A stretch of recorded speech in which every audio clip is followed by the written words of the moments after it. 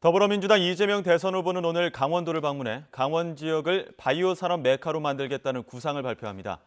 이틀째 PK 지역을 방문 중인 국민의힘 윤석열 후보는 부산과 울산 곳곳을 방문하며 전통적 지지세 확장에 주력하고 있습니다. 취재기자 연결합니다. 권민석 기자. 네, 국회입니다. 네, 민주당 이재명 후보 오늘 강원도를 방문한다고요? 네, 이재명 후보는 오늘부터 내일까지 1박 2일간 강원도 곳곳을 훑으며 바닥민심 다지기에 주력합니다. 전국 민생 탐방인 메타버스 시즌2 일정입니다. 먼저 오후 1시에 강원도 홍천에 있는 홍천생명건강과학관을 방문합니다. 바이오 클러스터 예정지인 홍천에서 바이오 산업 현황을 청취하고 강원도를 K-바이오 산업 메카로 육성한다는 구상을 발표할 예정입니다. 이어 강원도 18개 시군 번영회장을 만나 지역 현안을 듣고 강원도 발전 방안을 논의합니다. 또 강원도 춘천 번화가인 명동거리를 걸으며 시민들과 접촉면도 넓힙니다. 저녁엔 강원도 인제로 이동해서 최전방 지역에서 복무한 예비역 청년들과 만나 군대 시절 대화를 나누는 토크 콘서트로 일정을 마무리합니다. 이런 가운데 이 후보는 SNS 메시지에서 국민의힘 윤석열 후보와 이준석 대표가 남녀, 세대 갈등을 부추기고 있다며 세상을 흑백으로 나누고 국민을 둘로 갈라놓는 제2의 지역주의나 다름없다고 비판했습니다. 이어 특정 집단만을 선택하는 정치는 나쁜 정치라며 자신은 국민만 믿고 국민 통합의 길로 가겠다고 강조했습니다. 네, 국민의힘 윤석열 후보 어떻게 움직이고 있습니까? 네, 어제 이어 이틀째 PK 지역을 방문 중인 윤석열 후보는 부산에서 오늘 일정을 시작했습니다.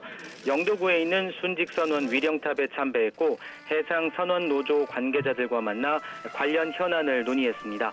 또 부산항 여객터미널에서 신해양강국 비전 선포식에도 참석했는데요. 친환경 수산업 육성과 유통이력 추적제 정착, 친환경 선박으로의 전환을 적극적으로 국가가 지원하겠다고 밝혔습니다. 윤 후보는 부산 선거대책위원회 필승 결의대회에 참석해 정권교체 대의도 강조했습니다. 불의에 대한 침묵은 그 결과보다 더 나쁜 거라며 이번엔 침묵할 게 아니라 반드시 심판해야 한다고 역설했습니다. 이와 함께 부산 발전 공약으로 2030년 월드엑스포 유치 지원, 부울경 광역교통망 확충을 통한 동남권 광역 경제권 형성 등을 약속했습니다. 윤 후보는 오후엔 부산 기장군 일광역에서 울산 태화강역까지 동해선 광역전철을 타고 이동하며 시민들과 소통할 예정입니다. 또 울산 선대위 필승결의대회에도 참석해 대기업과 중소기업, 노동자가 모두 잘 사는 공정경제도 강조할 계획입니다. 이와 별도로 윤 후보는 생활 밀착형 공약 발표도 이어갔는데요. 코로나19 취약계층 보호를 위해 공공시설에 유모차와 휠체어, 살균 소독기를 확대 설치하겠다고 약속했습니다.